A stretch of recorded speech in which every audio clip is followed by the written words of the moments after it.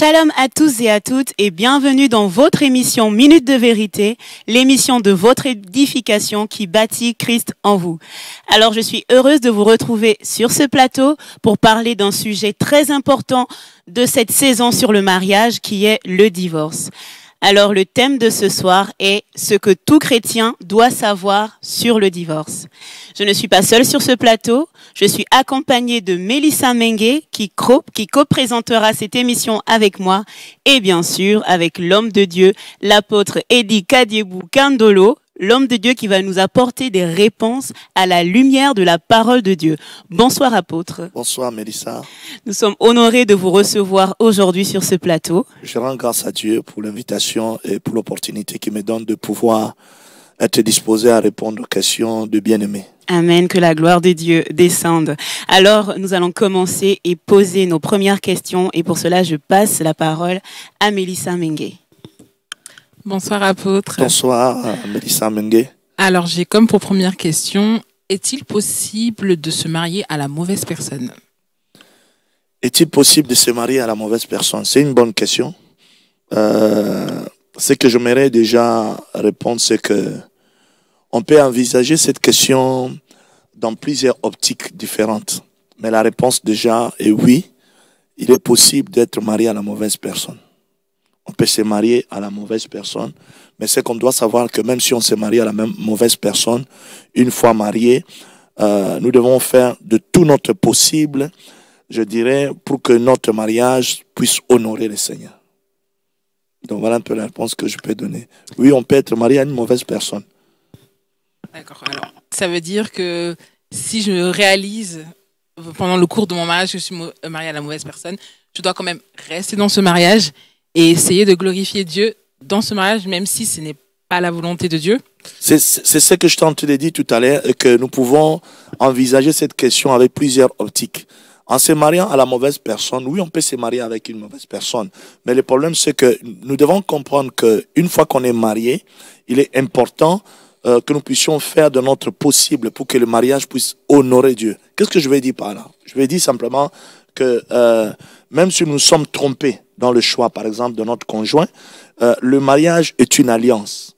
Et parce que le mariage est une alliance, Dieu est capable de transformer même le pire mariage. Dieu est capable de donner du sens à un mariage. C'est dans ce sens-là que je vais répondre. D'accord, merci. Merci apôtre. J'ai une deuxième question pour vous. Quelles sont les raisons qui peuvent pousser les gens à épouser la mauvaise personne? Les raisons qui peuvent pousser les gens à épouser la mauvaise personne.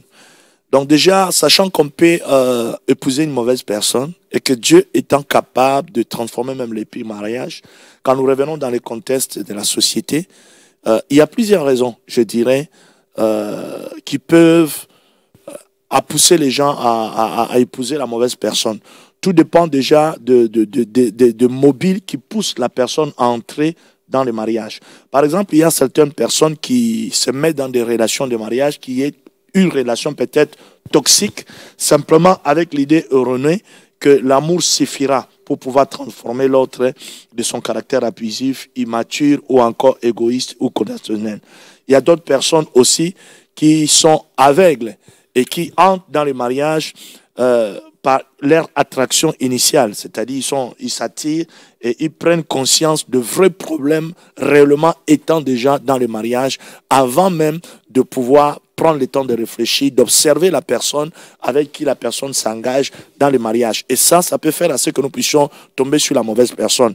Une autre raison encore très importante, c'est la raison qui je dirais, une manipulation. Pourquoi je parle de manipulation?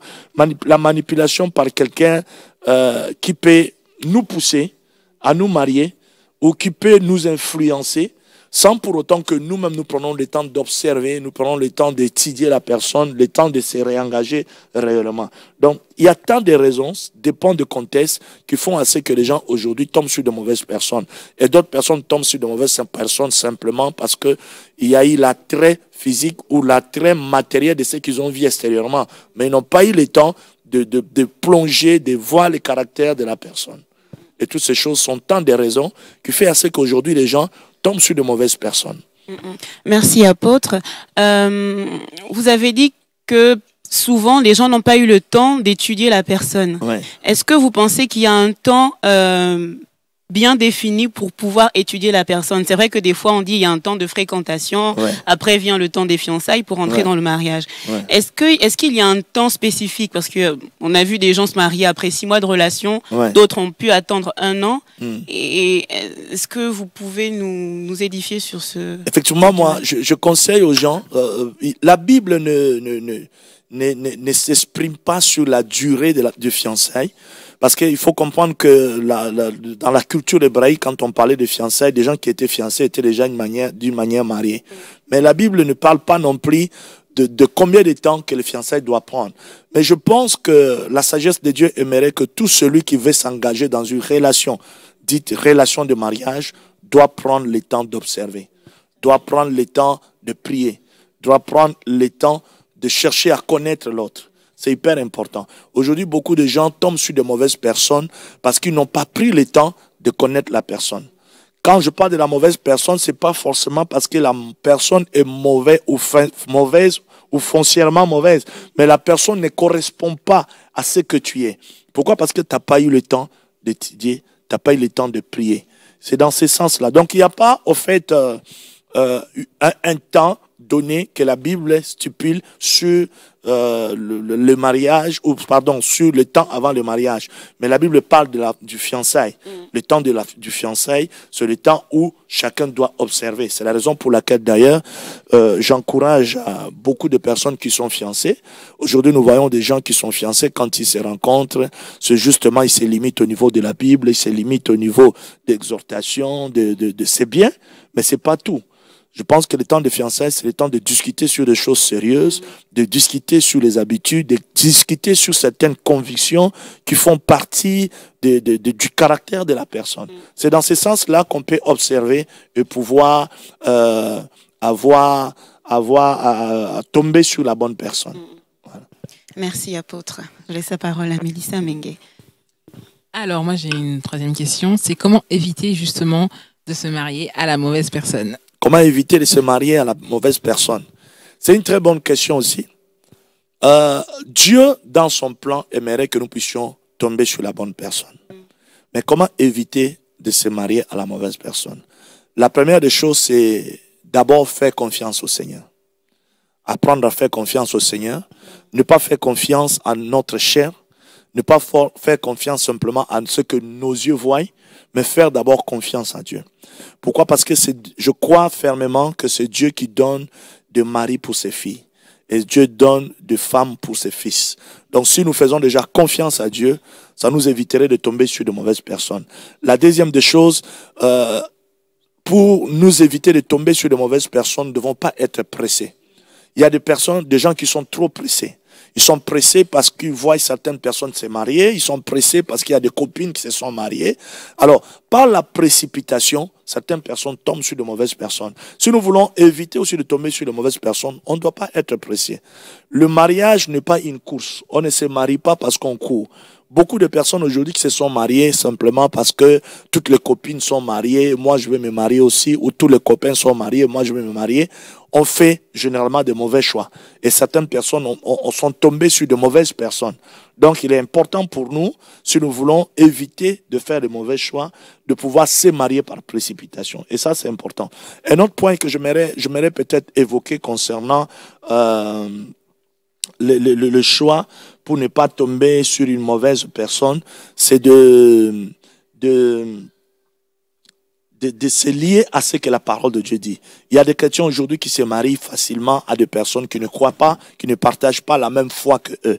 Alors du moment où déjà tu te maries avec une personne avec qui tu ne partages pas la même conviction spirituelle, tu ne partages pas la même foi, tu peux déjà te dire que là tu es très mal parti. C'est la raison pour laquelle d'ailleurs l'apôtre Paul dans le livre de Corinthiens, il parle de quel attelage y a-t-il entre les incroyants et les croyants. Tout ça, ce sont des bases importantes. Certaines personnes aujourd'hui épousent de mauvaises personnes, certainement parce que dès le début, il sait que la personne ne veut pas de Dieu. La personne n'a pas les mêmes convictions spirituelles que moi. La personne ne partage pas le même zèle, le même engouement, le même amour, la même passion que j'ai pour le Seigneur. Mais je vais quand même l'épouser, pensant qu'à la longue, Dieu va les transformer. Et ça, ce sont des erreurs que nous faisons souvent. Et nous tombons sur de mauvaises personnes. Donc, tant de choses qui font assez qu'aujourd'hui, certaines personnes tombent sur de mauvaises personnes. Alors, si nous voulons vraiment éviter tout cela, nous devons apprendre à faire confiance à Dieu. Nous ne devons pas être pressés de nous lancer dans les mariages. Nous devons apprendre à comprendre que si nous voulons nous engager réellement pour la vie, parce que le mariage est une alliance, nous devons nous engager avec une personne déjà qui partagent les mêmes convictions spirituelles que nous. Parce que la spiritualité, ce qui est spirituel, prône beaucoup sur le mariage. Quand bien même que le mariage est physique, mais partager les mêmes convictions avec une personne avec qui nous partageons le mariage est très important. Aujourd'hui, il y a beaucoup de personnes qui sont tombées sur de mauvaises personnes suite à cela. Donc, un autre point important aussi, c'est de pouvoir prendre le temps de prier. Prendre vraiment le temps de prier et de chercher la volonté de Dieu. Et ça, c'est quelque chose que nous écartons souvent. L'erreur que beaucoup des enfants de Dieu font aujourd'hui, c'est de choisir, de décider, et puis d'amener Dieu à approuver. Et ça, c'est des erreurs fatales.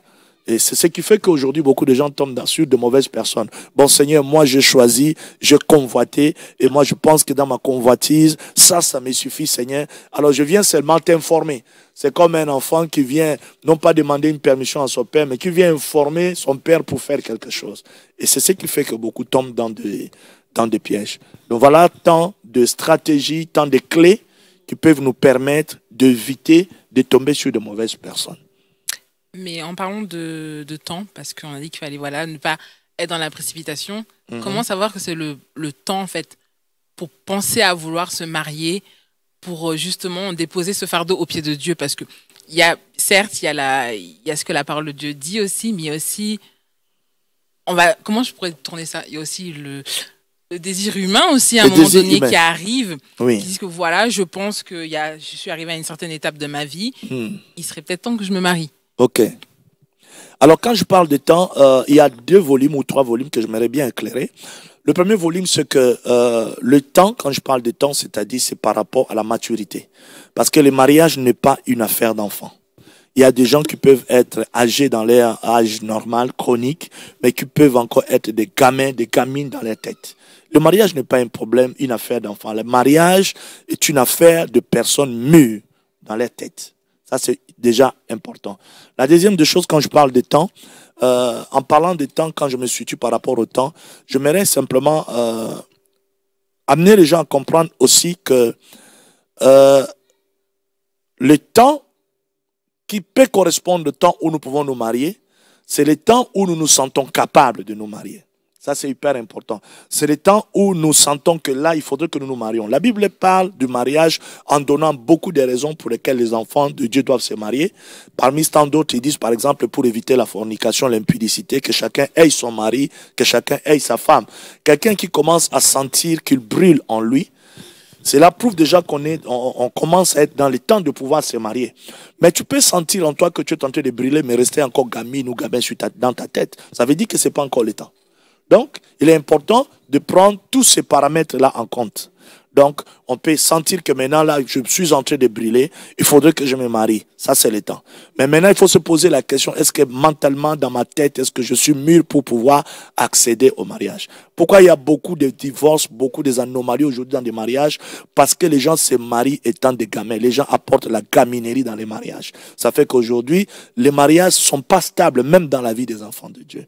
Et ça, c'est très important. C'est la raison pour laquelle je parle de ce temps. Le temps de la maturité par rapport à la maturité, parce que le mariage n'est pas une affaire de petits, n'est pas une affaire des enfants. C'est une affaire de personnes, des hommes et des femmes mûres. Le temps où nous sentons que maintenant les corps réclament, à ce moment-là, c'est aussi le temps de pouvoir faire les pas, commencer à réfléchir sur le mariage. Donc voilà un peu la réponse que je peux donner à cette question. Merci, apôtre, pour cette réponse. Donc, vous nous avez dit qu'il y a des gens qui peuvent rentrer dans le mariage en n'étant pas encore matures. Oui. Et lorsqu'ils se rendent compte Mais qui sont déjà dans le mariage. Lorsqu'un homme, par exemple, se rend compte qu'il est déjà dans le mariage, qu'il est marié avec une personne immature qui n'était pas prête, mais cette personne est chrétien et se dit, ah, mais est-ce que je peux divorcer? Est-ce que Dieu permet le divorce au sein de l'Église, au sein des chrétiens? Cette question, je suis sûre que nombreux de nos téléspectateurs se retrouvent dans cette situation. Et donc, est-ce que le divorce est biblique et quelles sont les raisons bibliques qui peuvent nous permettre de divorcer? Ok, merci Mélissa pour la question. C'est aussi une question importante. La réponse, nous la trouvons dans la Bible. Nous allons aller dans la Bible pour pouvoir sonder ce que la Bible pense. Mais j'aimerais déjà dire que le mariage ne nous rend pas mûrs forcément. Il ne faut pas se marier pour devenir mûr. Mais il faut entrer dans le mariage quand on se sent mûr. Le problème aujourd'hui avec les gens, c'est ça. Les gens pensent que quand je vais me marier, je deviendrai mûr. Non, le mariage n'est pas pour des gamins. C'est pas pour des gamines. Le mariage, c'est pour des personnes qui sont déjà mûres, des personnes qui comprennent la vie. Parce que se marier, c'est s'unir à une personne, c'est s'unir à un homme, c'est s'unir à une femme pour vivre une vie de couple. Non pas pour un temps, mais pour l'éternité, jusqu'à ce que la mort nous sépare. Donc, il faudrait déjà, dans ces premiers volets, que les gens doivent se poser la question de savoir, est-ce que je suis mûr pour pouvoir me marier? On ne se marie pas forcément parce qu'on a l'âge avancé, ou parce que les copines se sont mariées, parce que ou non, dans l'église, il y a beaucoup de mariages, alors moi aussi je vais me lancer dans le flot. Non, il faudrait se poser la question, est-ce que je suis mûr? Ça, c'est important. Donc, on ne mûrit pas dans les mariages. Quand bien même que, quand on devient marié, on acquiert une certaine expérience qui fait à ce que nous puissions croître dans notre maturité. Mais la maturité elle-même n'est pas le résultat du mariage. Ça, c'est très important, il faut comprendre ça. Maintenant, pour répondre à la deuxième question concernant si la Bible autorise les divorces ou pas, j'aimerais que nous allons peut-être dans la parole de Dieu pour que nous puissions voir ce que la Bible parle par rapport au divorce. Mais déjà, tout d'abord, j'aimerais déjà préciser une chose. Malachie chapitre 2, le verset 16, Dieu dit clairement, il dit, je déteste les divorces, dit l'Éternel, le Dieu d'Israël. Donc, par là, nous voyons déjà que le mariage, selon la Bible, est un engagement qu'on appelle un engagement à vie. Vous voyez? Ainsi, si nous allons encore un peu plus loin, dans Matthieu chapitre 7, le verset 19 à 16, nous allons à 6, je vais les lire, permettez-moi de les lire. Il dit, ainsi, ils ne sont plus deux, mais font un. Que l'homme ne sépare pas ce que Dieu a fait quoi? A uni. Donc ça, c'est hyper important. Dieu, dans sa conception du mariage, Dieu conçoit le mariage non pas pour le divorce. Parce que le mariage, en fait, c'est un engagement à vie. C'est ce que les gens doivent comprendre. C'est la raison pour laquelle déjà, dès même l'Ancien Testament, dans Malachie, au chapitre 2, le verset 16, Dieu parle de divorce et Dieu dit, il est le divorce. Quelque chose que Dieu est, c'est quelque chose dont Dieu en est en horreur. Ce n'est pas quelque chose que Dieu vraiment approuve. Mais quand nous progressons dans la parole de Dieu, nous allons voir que, nous allons remarquer une chose, nous allons voir simplement que Dieu sait cependant que plus que le mariage implique les êtres humains, les êtres pécheurs, parce que le mariage n'est pas un mariage d'anges. Ce n'est pas les deux anges qui se marient. C'est des personnes qui ont des défauts, des personnes qui ont des qualités. C'est des personnes qui viennent avec chacun de son éducation à gauche, à droite. Alors Dieu savait aussi qu'il y aura des divorces. C'est la raison pour laquelle nous allons voir par exemple dans l'Ancien Testament, Dieu a donné des lois pour pouvoir protéger le droit des personnes divorcées. Particulièrement si nous lisons Deutéronome au chapitre 24, le verset 1 à 14, là-bas nous allons voir que Dieu a donné des lois qui sont des lois pour protéger les personnes divorcées, particulièrement de femmes. Et si nous descendons plus loin dans le Nouveau Testament, parce que certaines personnes vont dire, mais ça, ce sont de passages qui concernent que l'Ancien Testament. Mais si nous descendons dans le Nouveau Testament, dans Matthieu chapitre 19, le verset 8 à descendant, là-bas aussi, nous allons voir une chose. Nous allons voir que Jésus a précisé que les lois ont été données. Ces lois qui ont été données concernant les divorces ont été données par Dieu. Mais pourquoi? À cause de la dureté du cœur, parce que dans la volonté de Dieu dès le premier temps, Dieu n'a pas changé selon ce qu'il a dit en Malachie. Mais Dieu s'est rendu compte que la volonté du cœur est dure. Et parce que les gens ont le cœur dur. C'est ainsi Jésus dit, c'est là au commencement, cela n'était pas ainsi. Mais à cause de votre dureté de cœur, Dieu l'a permis. Vous voyez?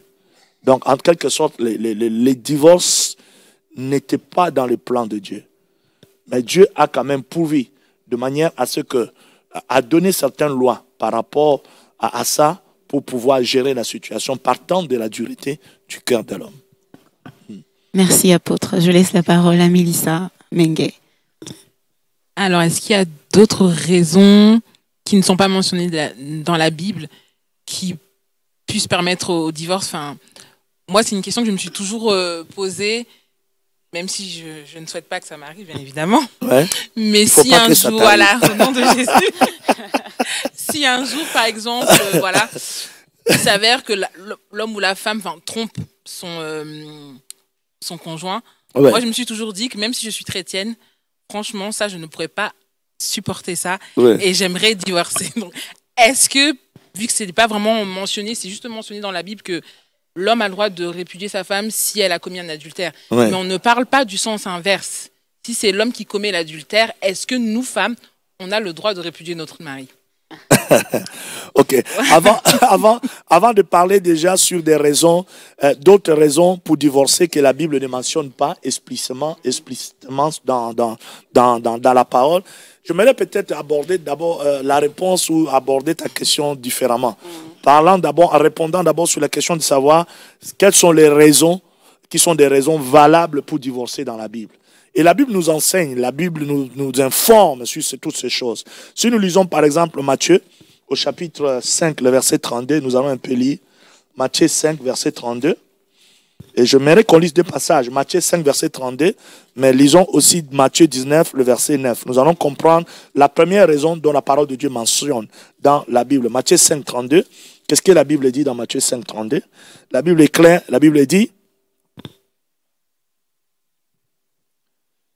mais moi, je vous dis, celui qui répudie sa femme, sauf pour cause d'infidélité, l'expose à devenir adultère. Et que celui qui épouse une femme répudiée commet un adultère. Ça, c'est ce que la parole de Dieu parle. Il y a une clause qui est mise. Dieu est le divorce. Mais Jésus revient sur ce passage en ouvrant des clauses. Et ces clauses-là, c'est ce qui crée le débat aujourd'hui dans des églises, qui crée le débat aujourd'hui dans la société, en disant, bon, oui, le divorce, Dieu l'a permis, Dieu aime le divorce. Mais il faudrait déjà avoir dans la tête, dès le début, Dieu a créé le mariage pour que les personnes vivent d'une manière éternelle jusqu'à ce que la mort les sépare ou jusqu'à ce que Jésus vienne.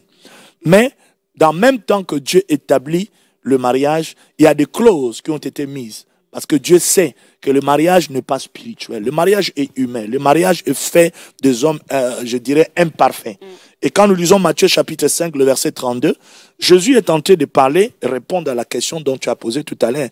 Mais en disant que lui, il leur dit, celui qui répudie sa femme, sauf pour cause d'adultère, commet l'infidélité et l'expose à devenir adultère, et que celui qui épouse une femme adultère, une femme répudiée, commet un adultère.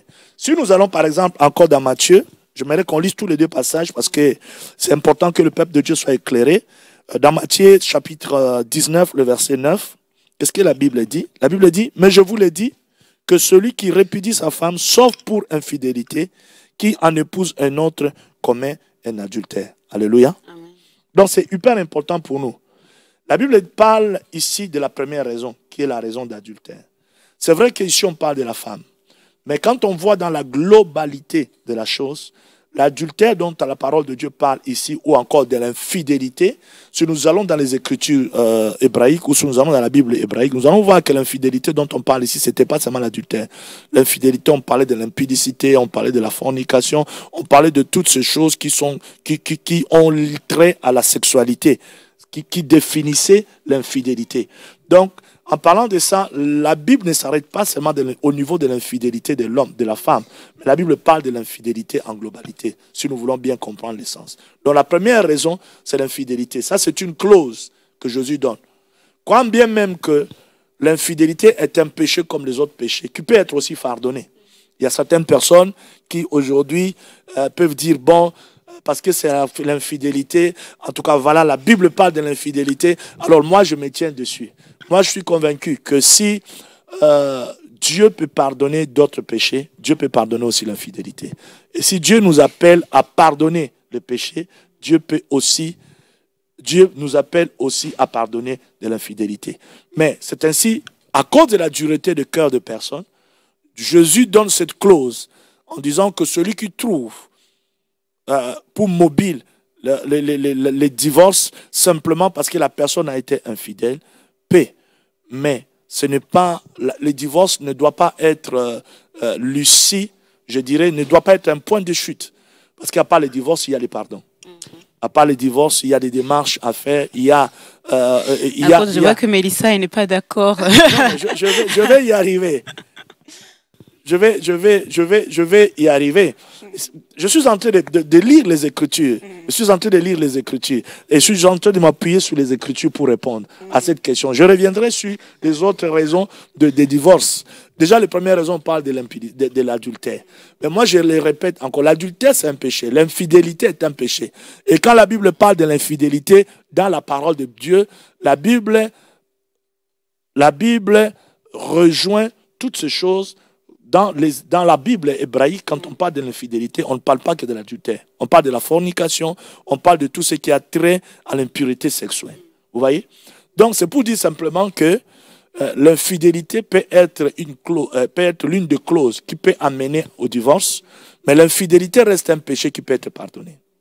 Ça, c'est important. La deuxième raison biblique dont la parole de Dieu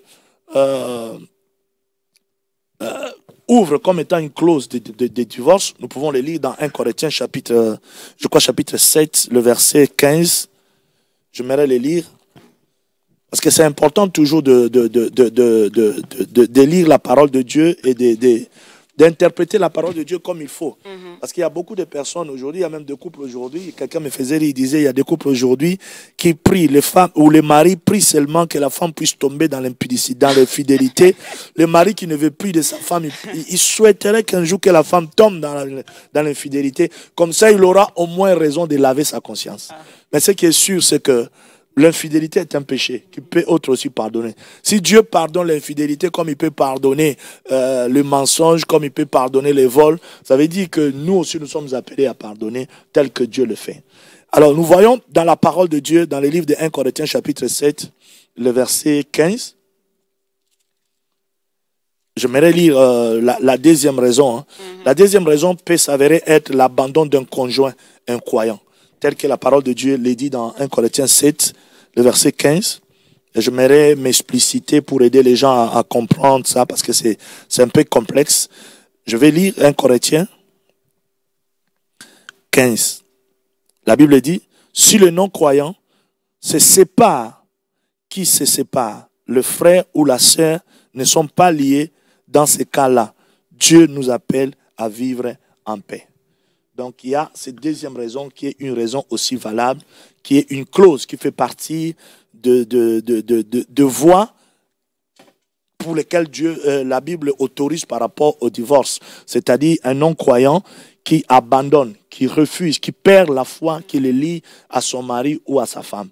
À ce moment, la parole de Dieu nous encourage pas, mais nous permet de pouvoir, je dirais, opter pour le divorce.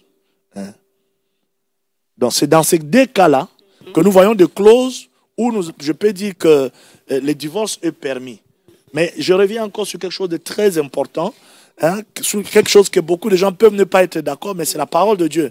Je reviens encore sur quelque chose de très important, c'est que le pardon, la réconciliation, la restauration sont toujours les premières priorités. Parce qu'avec Dieu, c'est ce qui est important. La réconciliation, le pardon, ça doit être toujours la première priorité. Et après le divorce, ne peut être qu'au cas vraiment de recours ultime. Que bon, il n'y a pas de pardon, on ne peut pas réconcilier, on ne peut pas amener la personne à la repentance. À ce moment-là, le divorce devient vraiment un recours ultime. Mais dorénavant, ce qui est d'abord important, le pardon, la réconciliation, la restauration doivent être tentés. Aujourd'hui, il y a des gens, malheureusement, dont ces choses ne disent plus grande chose. Tout ce qui est pardon, tout ce qui est réconciliation, tout ce qui est restauration, non. Dès que la personne est infidèle ou dès que la personne est, je dirais, la personne est le non-croyant abandonne, on ne fait pas recours au pardon, on ne fait pas recours à la réconciliation, on ne fait pas recours à la confession. Et ça, c'est très dangereux. Merci, apôtre.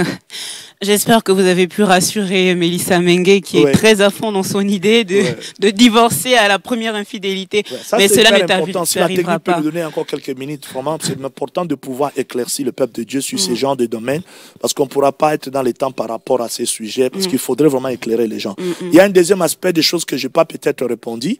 Le deuxième aspect, c'est par rapport à certaines raisons qui sont des raisons que la Bible n'a pas mentionnées. Il y a certaines raisons peut-être que la Bible n'a pas mentionnées, qui sont des raisons courantes, qui peuvent constituer peut-être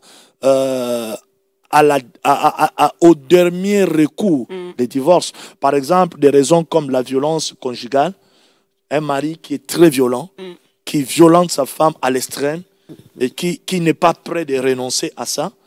Bon, tu ne demanderas pas à une femme qu'un mari veut tuer de rester là dans les mariages, parce que le mariage, c'est le mariage. On a eu des cas où les femmes ont eu affaire à des maris très violents, des maris qui ont tenté même de les assassiner, de les abattre, et les maris qui ne sont pas prêts à se repentir, par exemple. Ce genre de personnes, à ce moment, le divorce, j'espère pour moi, peut être le dernier recours pour pouvoir arranger les choses. Ça, c'est hyper important. Il y a des cas vraiment qui sont des cas un peu plus spéciaux que la parole de Dieu n'explicite pas, et qui sont des cas qui peuvent être traités avec la sagesse de Dieu. Donc, dans tout ça, c'est important pour nous de pouvoir se laisser à Dieu et de laisser le Seigneur nous inspirer, de laisser la sagesse de Dieu nous conduire dans ce domaine-là. Amen. Merci, apôtre. Je laisse la parole à Mélissa pour la prochaine question. Je suis désolée de revenir, parce que pour moi, c'est quelque chose qui... je veux vraiment éclaircir. Je pense que je ne dois pas être la seule. Ouais. Ça veut dire qu'en fait, même si, comme on doit pardonner, surtout face à l'infidélité, nous, femmes, on doit quand même, même l'homme aussi, accepter ça et pardonner. Mais qu'est-ce qu'il en est de la confiance vis-à-vis de son partenaire? Et du fait que si c'est l'homme qui est fait pour moi, normalement, il n'est pas censé justement me tromper. Si on est dans la volonté du Seigneur, il doit se tenir à ça.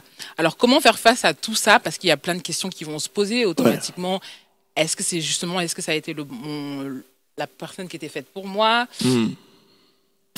Pour moi, en tout cas, j'aurais vraiment du mal. Je me poserais énormément de questions et j'aurais besoin de mettre la distance avec mon mari pour justement me retrouver face à ça, pour, entre parenthèses, éviter le divorce. Mais ça serait vraiment très, très, très difficile à supporter. Je comprends, Mélissa, que ça soit difficile à supporter.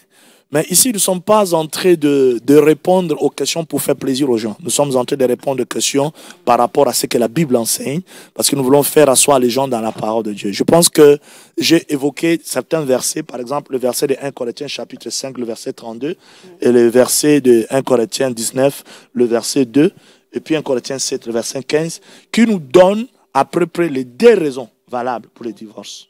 Et ces deux raisons, quand nous sommes allés en Matthieu, nous avons vu que Dieu, dans le plan ultime de Dieu, dans le plan, disons, du commencement, Dieu n'a pas fait le mariage pour que les gens divorcent. Dans la pensée de Dieu, le mariage est un chemin. Quand tu entres dans le mariage, c'est jusqu'à la vie éternelle. Mais parce que tout le long, nous verrons maintenant dans Deutéronome, par exemple, comme nous l'avons vu, dans Deutéronome, Dieu a donné des lois pour des femmes, pour protéger des femmes divorcées ou des hommes divorcés. Pourquoi Dieu l'a fait? Parce qu'au fait, Dieu s'est rendu compte que malgré que les gens se marient, malgré que dans son plan, cela est comme ça, l'homme reste humain. L'homme restant humain, si tu veux, a ses défauts, a ses qualités, il peut faillir d'un moment à l'autre. C'est la raison pour laquelle j'ai évoqué 3 points essentiels. Je parlais du pardon, je parlais d'abord de la confession, je parlais du pardon et je parlais de la réconciliation. Revenons encore sur le cas, par exemple, que Mélissa vient de poser tout à l'heure concernant l'infidélité. Dieu, la Bible parle en ouvrant une clause en disant que sauf en cas d'infidélité, pour quelqu'un qui a un cœur dur, la personne peut divorcer. Mais la Bible ne s'arrête pas là. La Bible enseigne le pardon. La Bible enseigne la confession. La Bible enseigne la réconciliation. La Bible enseigne la restauration. Donc tous ces 3 mots doivent être des mots qui doivent être dans le mariage, qui doivent se conjuguer dans le mariage, en fait. La confession, le pardon, la réconciliation et la restauration. Ça, c'est hyper important. Si tu tombes, ce n'est pas dit parce que l'homme est l'homme de ta vie, il ne peut pas tomber dans l'adultère, il ne peut pas avoir un moment de faiblesse. Ça, c'est faux. Il faut sortir de cette pensée-là. L'humain reste l'humain. La vie a tellement de situations. Je ne suis pas en train d'encourager les hommes adultères ici. Je suis en train d'éclaircir la parole de Dieu. Mais s'il arrive qu'un homme tombe, par exemple, dans l'adultère, et que cet homme est prêt à se convertir, à confesser son péché, à regretter son péché, à se relever et à marcher avec Dieu, pourquoi ne pas lui accorder son pardon? C'est ça le problème. Tu vas refuser d'accorder le pardon à quelqu'un parce que simplement la Bible a dit que, bon, au cas d'adultère, on doit divorcer. Il y a tout ça, c'est des points importants. On est libre de divorcer dans ce sens parce que c'est une porte que Dieu donne. Mais en même temps, Dieu nous demande aussi de pardonner. Par exemple, au cas où la personne tombe dans l'adultère ou commence à vivre dans l'adultère, vit dans l'impureté et la personne refuse la repentance, la personne se plaint dans sa position d'impureté. Là, à ce moment-là, on peut commencer à envisager, à mon avis, ces versets vraiment, à dire, bon, cette personne, pour lui, ne veut pas changer. Cette personne n'est pas prête je dirais, n'est pas prêt de se repentir. Pour lui, il ne se reproche de rien par rapport à ça. À ce moment-là, on peut dire, bon, suite à ça, pour se préserver, vaut mieux que je prenne ma route. Vous voyez, ça c'est autre chose.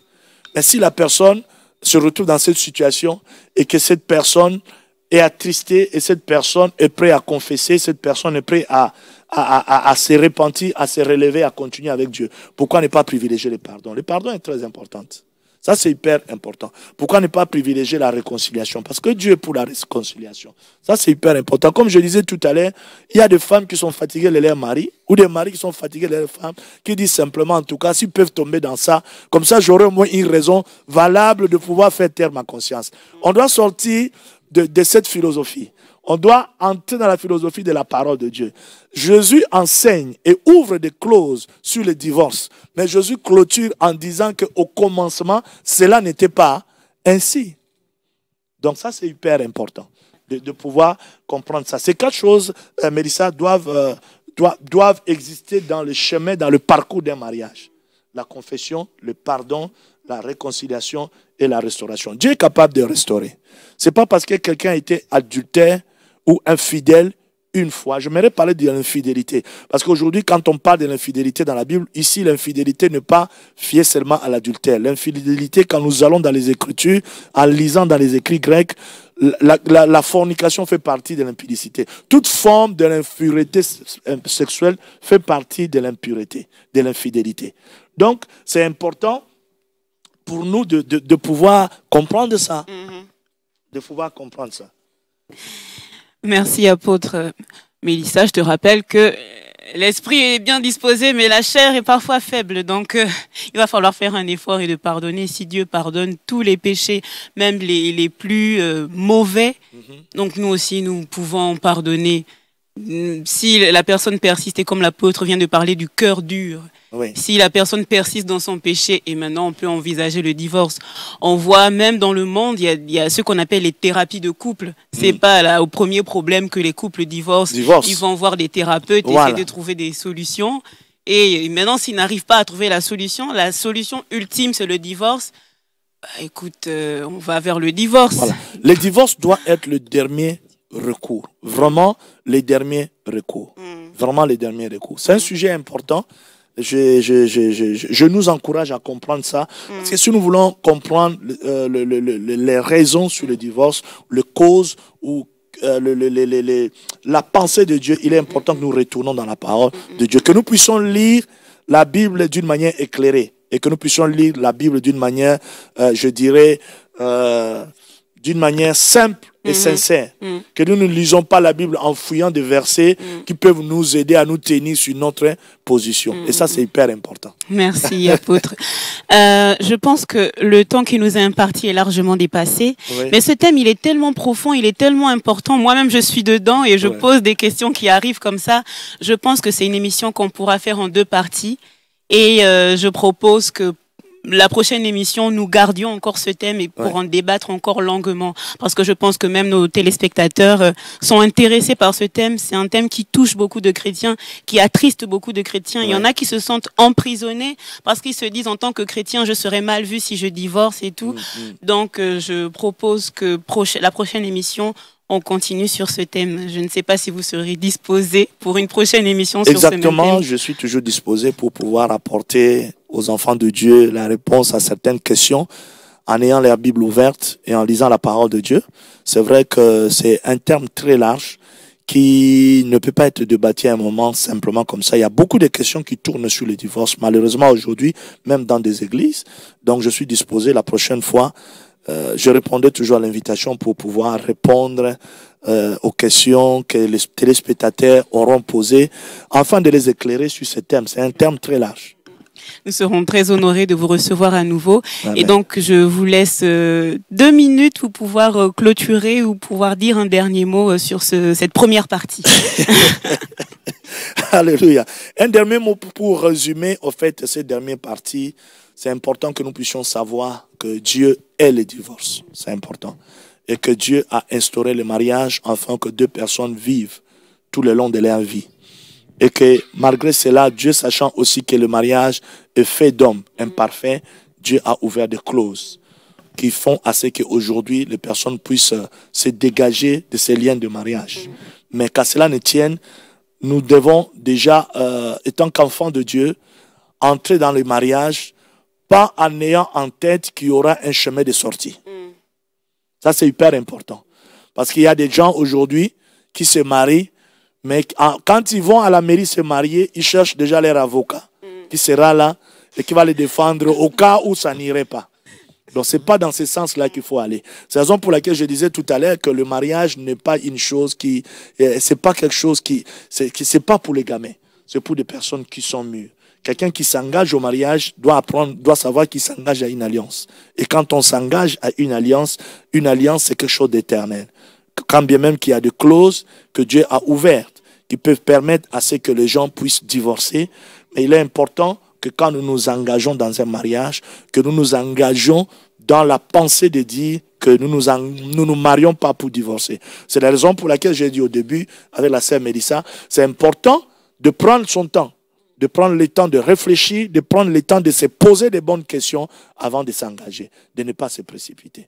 Donc je prie pour que Dieu puisse aider nos téléspectateurs, surtout ceux qui ne sont pas encore mariés, à pouvoir faire les bons choix, et ceux qui sont mariés à pouvoir, s'il y a pardonner, pourquoi pas, s'il y a réconcilier, et ceux qui sont en vue de divorce, parce qu'il n'y a pas d'autre choix d'autre ici, de se laisser recommander par le Seigneur, et que le Seigneur le conduise à faire ce qu'ils doivent faire, afin que toute chose puisse donner gloire à Dieu. Merci apôtre pour votre intervention sur cette émission. Nous avons été bénis et nous serons encore bénis lors de la prochaine émission. Donc merci apôtre.